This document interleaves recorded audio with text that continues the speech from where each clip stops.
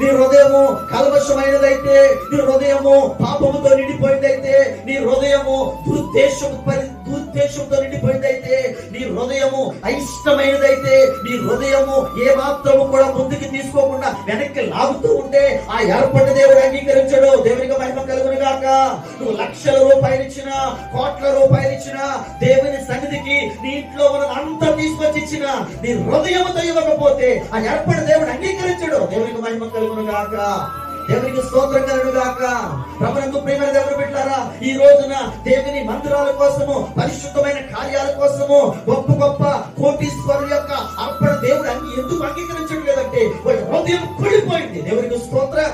వాళ్ళ హృదయం పాపంతో నిండిపోయింది, వాళ్ళ హృదయం అసూయతో నిండిపోయింది, వాళ్ళ హృదయము స్వార్థంతో నిండిపోయింది, దేవునికి నేనే ఇస్తున్నానన్న గర్వంతో నిండిపోయింది. కనుక దేవుడు ఆ ఏర్పడిన ఇలాంటి స్థలపక్కన పెట్టేస్తున్నాడు. దేవునికి మహిమ కలుగును గాక.